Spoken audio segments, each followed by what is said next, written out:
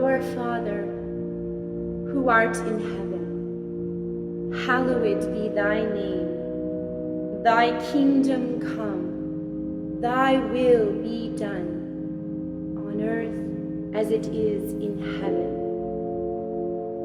Give us this day our daily bread, and forgive us our trespasses, as we forgive those who trespass against us.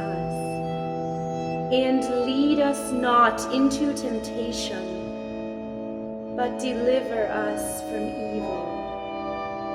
For thine is the kingdom, and the power, and the glory, now and forever.